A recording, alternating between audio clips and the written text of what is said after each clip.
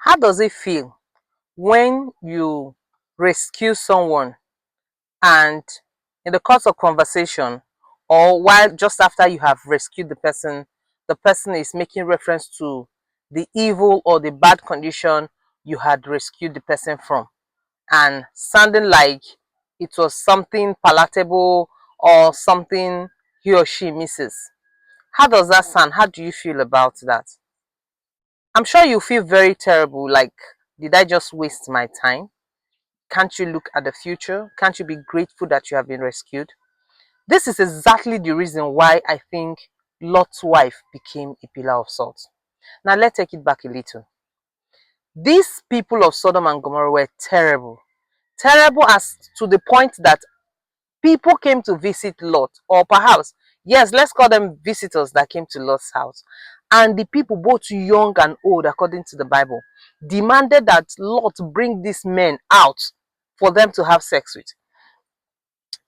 Lot pleaded with even his virgin children, girls, take them and do whatever you want and leave these people. But they were so determined because they were headed for destruction. Their heart was made up for destruction. And the angels, because they were already on assignment, pulled Lot out from the door while they were trying to break in and made them blind. In verse 16, the Bible tells me that while the angel had asked Lot and his family to leave, they were hesitant. They were not so willing to move. Like it wasn't so sure. But somebody is saying, leave this place, and you are still thinking, should you not? The Bible said the angels dragged Lot and his family, held them, dragged them out of the city, and said, now start moving. Don't look back. Get to this place. He even had to negotiate where he would move to so that he can be safe at that point. And the angel said, no, go ahead. I will not do anything until you get there. Now imagine somebody sacrificing, God sacrificing so much to deliver you from a problem. And then after the destruction, Lot's wife looked back. What was she looking at? What was she looking at actually? Was she missing the people? Was she wishing she had stayed? Was she wishing this shouldn't have happened? Or was she wishing that maybe they would have just left them there? I just can't tell. I can't figure it. Now this takes me to the children of Israel's experience. God delivered them from slavery. And while in the wilderness, they were wishing they had cucumbers and garlic. They were back there instead of being on this wilderness. Now, God is not happy with us. Each time He rescues us or delivers us from trouble, and we make reference to how we miss or how we wish we had stayed, or we start to explain or try to express that we loved the way we were before. God had to increase the number of years the children of Israel had to stay on their way to the promised land because of that ungratefulness. Look at the future. Look into the future. Appreciate God that you are out of that place at the moment and look into the future. There cannot be a better yesterday. Look into the future. Appreciate God for the present and look forward to the future. Why do we often make reference? Why do we often look at the past glory? In fact, is there even a glory in it? If there was a glory in it, God would leave us. If there was a glory in it, God would never make effort to pull us out from there, because He would never take you from where is good to a worse place.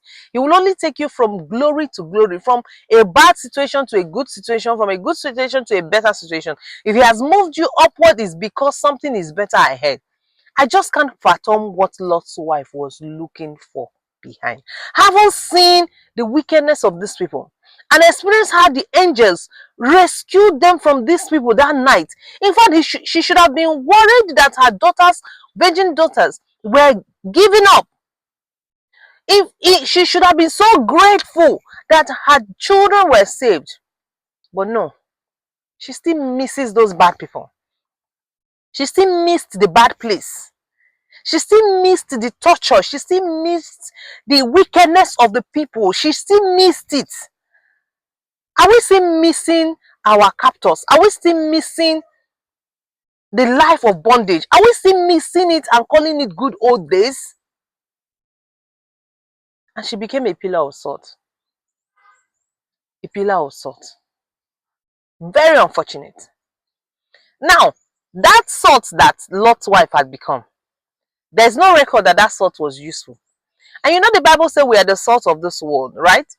Now, as salt, we're supposed to bring savour, we're supposed to bring taste to the world. But no, her own salt became a point of reference. Instead of bringing taste, making life sweeter, she became a point of reference.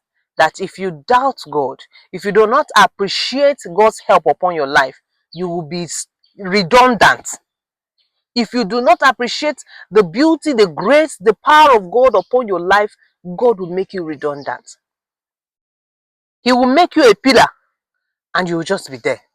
Not being useful, not bringing savor, not giving solace to anybody, not even serving as a pillar for others. You're just a pillar of salt that is useless. Just in the museum.